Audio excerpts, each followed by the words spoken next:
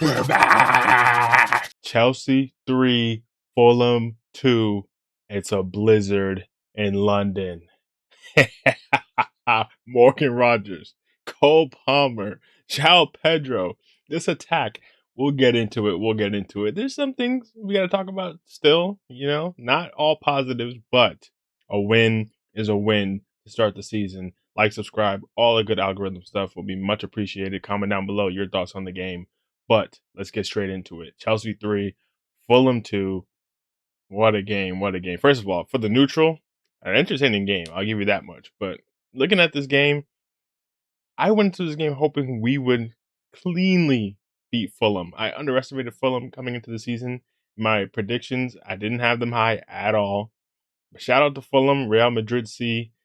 They showed me a little something. They weren't bad at all. And you look at the lineup, they had some decent performances out there, especially King and Garcia up top.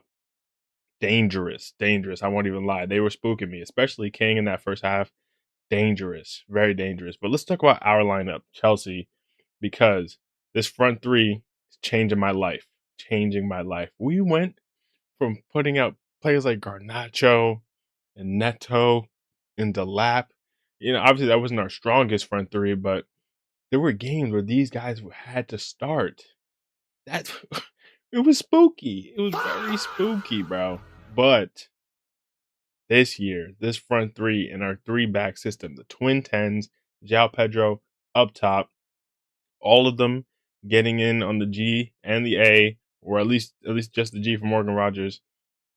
I love it. I actually love to see it. The spooky thing about this lineup is pregame, you find out Caicedo has a little knock to him. Palestra has a little knock to him. So I'm going to this game. Okay, all weekend I'm thinking we're going in with our strongest lineup. I really get to see how this team plays at full strength.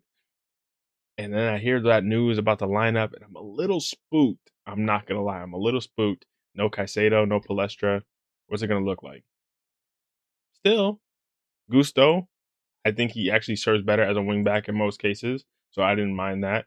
And then Reece James in midfield. I do like Reece James in midfield. I mean, he's just so good. He can play pretty much anywhere, but I didn't mind that overall. It wasn't an ideal situation, but I didn't mind that overall. In the actual game, though, we look functionally, this left side was not impressing me compared to this right side. And I wouldn't even want to include Gusto because Gusto wasn't great either, but Hato, he had his moments. I think this score is a little inflated. Rogers, I honestly think his score is a little inflated too. If you saw my video during the transfer window, I wasn't the most excited about the transfer, especially the price tag. And his goal was a tap-in layup.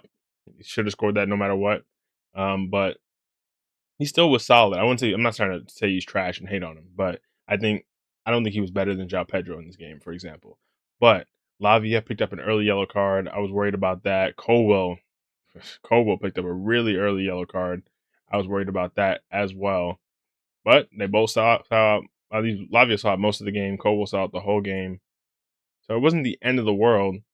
But for me, it's just kind of spooky the fact that one side of our team just wasn't super functional. For me, I want to see both sides flowing. I would have liked to see Pep Chavarria start the game. Obviously, if Palestra was playing, he would have started on the other side. I see things flowing. In reality, we have, when we're building up, moments when Colwill is playing next to Rogers and he's playing super advanced, kind of those positions you saw Cucurella used to take up on the left side.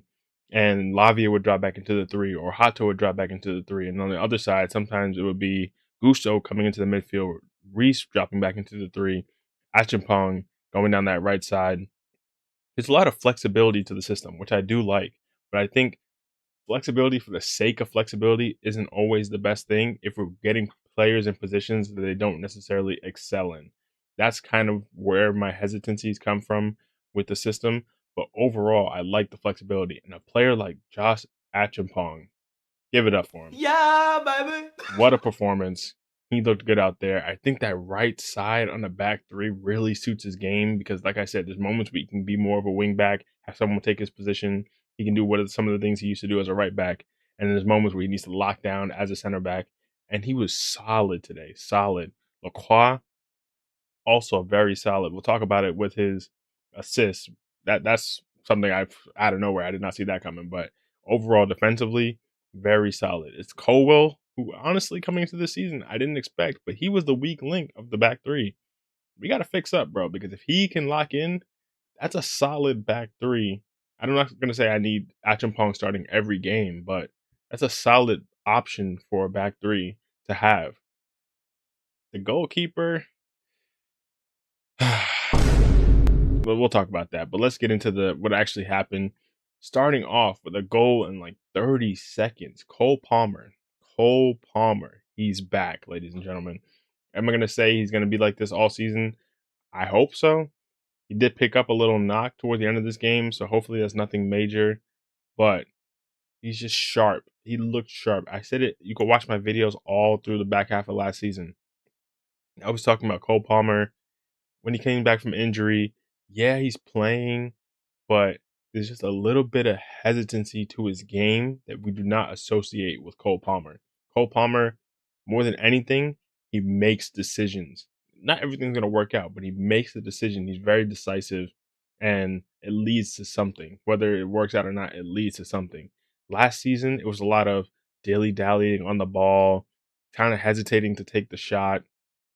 A lot of things you really don't associate with him. And it showed in his overall perception when people were like, oh, Cole Palmer fell off. It wasn't that he was terrible. It's just that everything he was doing just a little labored, and you could tell he wasn't 100%. This game, hey, man, thank you, Thomas Tuchel, for not picking him. Thank you for England for snubbing him, whatever. I understand it.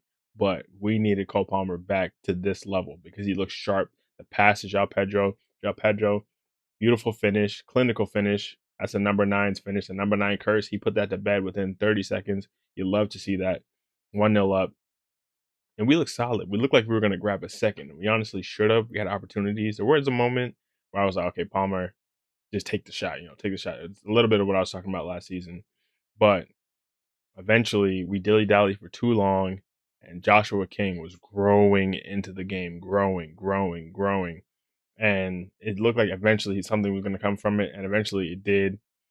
He got a shot off, and Robert Sanchez. I mean, brother, what are we talking about here? Last season, let's not even talk about last season. The season before, shambles. Last season, we were like, okay, he's making improvements. Still had some mistakes, but was making some improvements.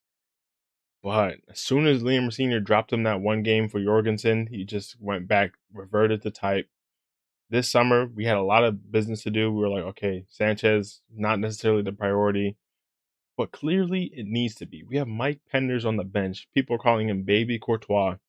Let's give him that chance. Honestly, I'm ready to give him that chance next game because although we won this game 3-2, that's the difference between us winning games and us drawing games or us losing games. The goalkeeper, we can't skimp on the goalkeeper. Just go with someone just because there's other things we need to fix.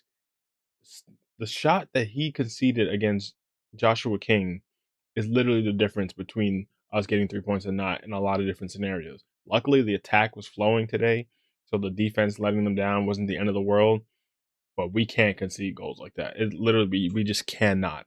We cannot because that could be the difference between us finishing third and us finishing ninth over the course of a season if we just letting goals like that, and we can't afford to do that.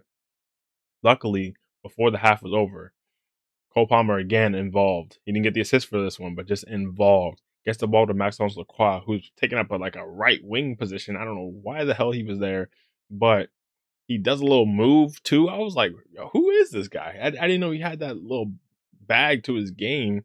And he gets a beautiful ball across the box where Morgan Rogers is sitting there with an open net. Thankfully, he scores it. And all of a sudden, it's a blizzard. The blizzard started. Morgan Rogers busts out the celly. But you knew that wasn't going to be it because, hey, man, on the other side of halftime, Cole Palmer, beautiful. A ball from Joao Pedro, Cole Palmer on the overlap, just tucks it in. Megs, Burnt Leno, 3 from us, and I was loving life. I was absolutely loving life. All 3 of our front 3 having scored by that point. Assist for Cole Palmer, assist for Joao Pedro. This is what we dreamed of with this front 3. filling in the profiles, the fit between the three of them is exactly what we dreamed of. And then Cole Palmer busted out. The blizzard is full on. Everyone joining in. This is what we dreamed of. But it's never that simple for Chelsea. Of course, at that point, I was like, oh my God, we're loving life. We're good. But it's really never that simple. Eventually, a ball comes in, a shot from, I think, Castagna.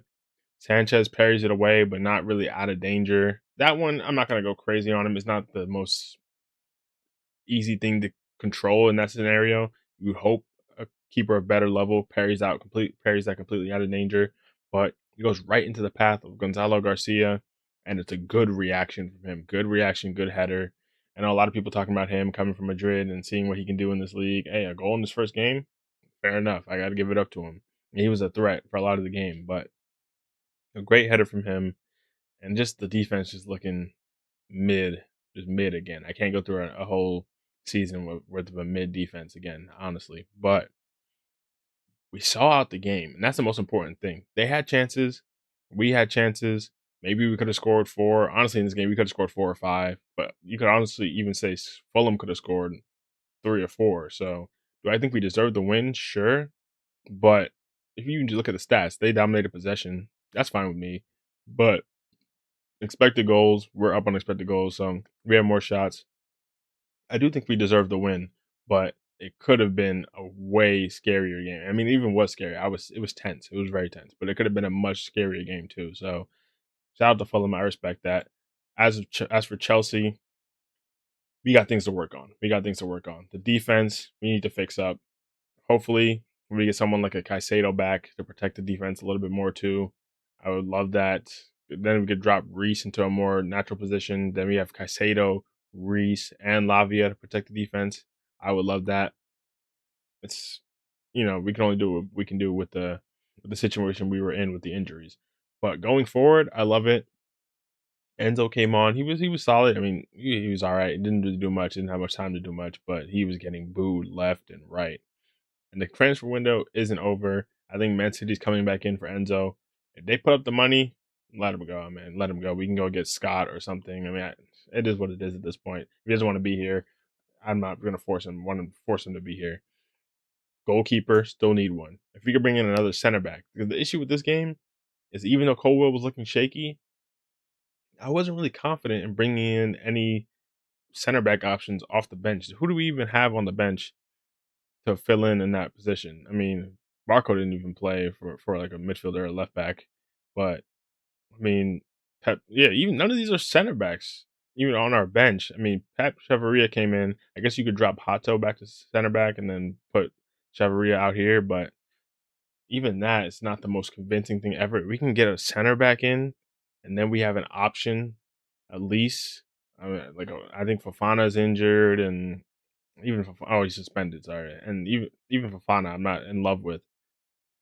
That would be nice just to have some depth at the position.